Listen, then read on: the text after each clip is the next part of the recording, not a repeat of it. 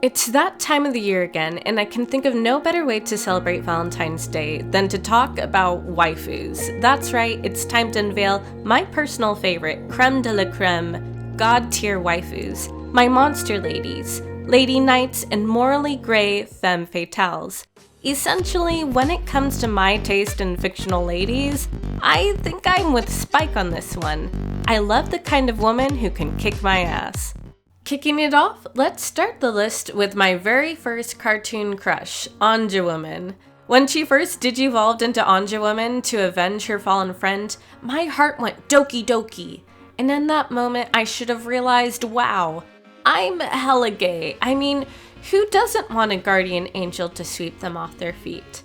And speaking of angels, in comes the angel of God, Conan. She's hands down my favorite kunoichi and probably the most well-written female character to come out of Naruto.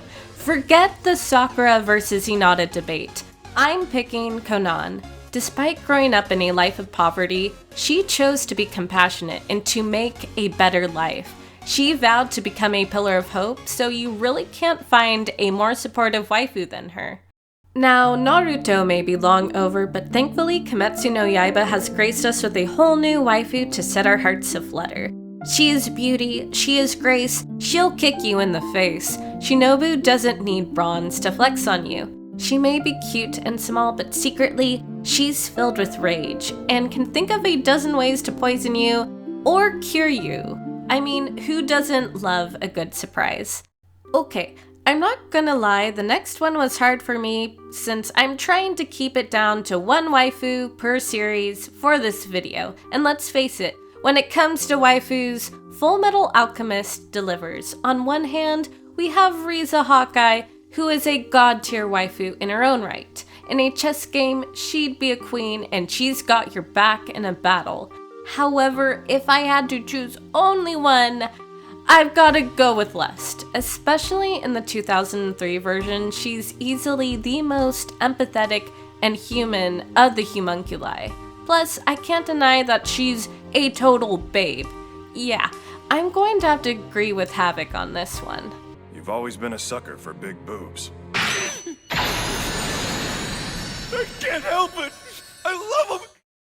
Next, I've got to include one of the OG anime goth girls, Misa Amane. She'll stick by your side and she's down to create a whole new world with you.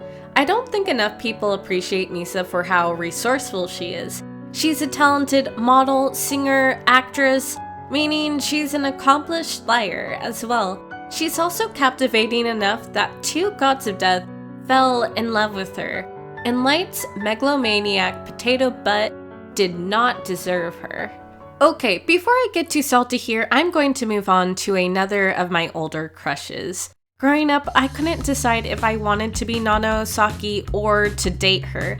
The lead singer of a punk band, she's effortlessly cool. She might not have any supernatural abilities or fighting abilities like the rest of the waifus on this list, but she's got a killer fashion sense, and I'd still trust her in a zombie post-apocalypse. However, if you want a waifu who you know for sure will hold up in a post-apocalypse, look no further than Orgo Proxy. The show answers the age-old philosophical question of, what happens when you cross Amy Lee with Saline from Underworld?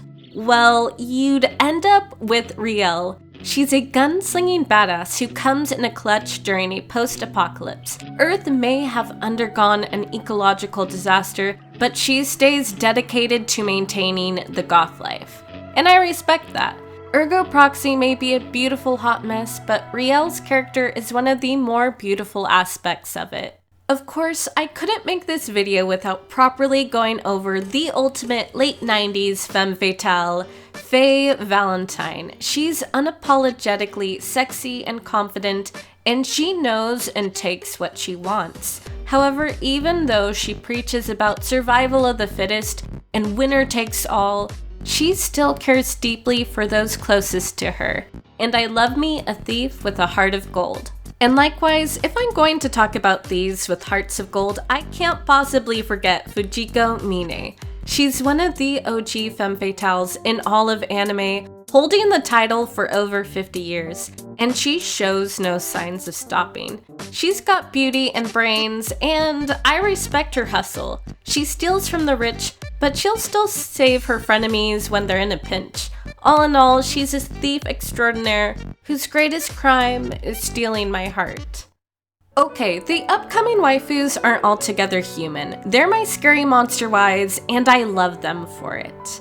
First, to settle the age-old waifu war of Rem versus Emilia, I'm going to just go out and say it. Rem is best girl, okay? Why pine over an emotionally unavailable elf when you can have a cute Oni berserker girlfriend? She'll protect you from a pack of demon hounds and a maniacal witches cult. Moreover, she's got a smile that can light up the world, and she'll lift you up when you're at your most down. Next, I couldn't make this video without including at least one yandere, so here's the Black Widow herself, Palm Siberia. She's fierce, she's got beauty and bronze, but most importantly, at her heart, she's a hopeless sap who loves to love and probably cries every time she watches the Titanic. Not to mention, she brought the king of the Chimera Ants to his knees. When Meruem said that she had the strongest and most beautiful aura he's ever seen, yeah, I felt that too.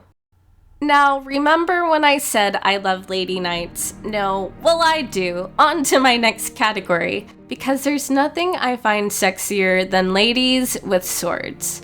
First off, I can't have a list of god-tier waifus without including Bishamon, the supreme god of war. She's got a lion, she's got a strap, she's a total badass. However, beneath that battle-hard exterior, she's legitimately a caring person who won't hesitate to rush into battle to save her friends or loved ones, making her unbelievably beautiful inside and out.